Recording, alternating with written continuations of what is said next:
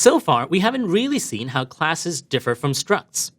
We only know that classes need us to explicitly write out an initializer method, whereas structs automatically create a member-wise initializer for us. That's okay. Classes are actually quite different and very powerful. But before we get into any of that, let's get some more practice defining a class so that we can get used to its structure. In the last video, we defined a class to represent an enemy. The last thing that's missing from our mini game are towers to vanquish enemies in our land. So let's declare a new class called Tower to handle this. Again, remember to declare a class. We'll start with the class keyword, and then we give it a name, so we'll say Tower. Just like an enemy, we need to position a tower on a particular point on the map, so we need to add a stored property. We'll name this position as well for consistency, let position, and we'll set the type to point just like before. Now a tower can't really pick up and move itself, so in this case, it does make sense to put the position as a constant. Just like the enemy and point objects, we need an initializer, more so in this case because with classes we have to write it ourselves. We'll write the exact same initializer method that we did for the enemy class.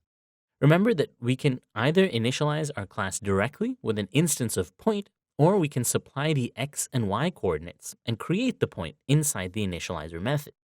So we always start with the init keyword and then a set of arguments. So we need to create a point. We need x and y values, both as integers.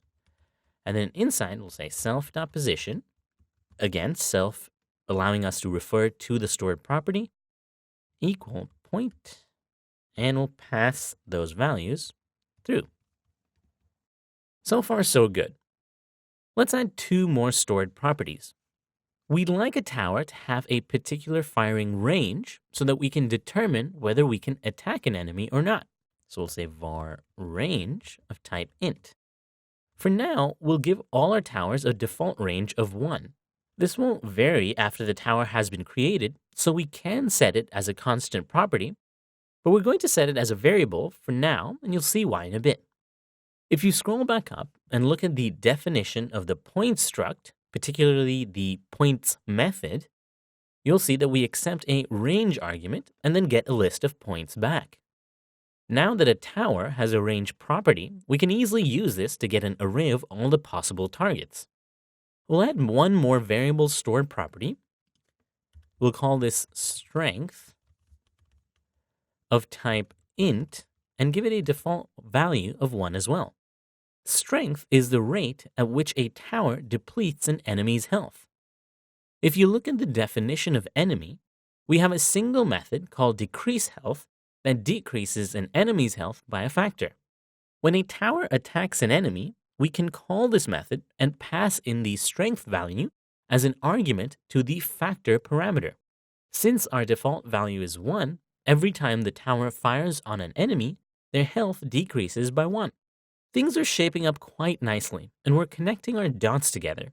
So now we have a point. On any given point, we can either have an enemy or a tower, and a tower can fire at an enemy. Now in this hypothetical game, let's assume that a player can select a tower and then select on an enemy to target. We need to implement this functionality. Let's tackle that in the next video.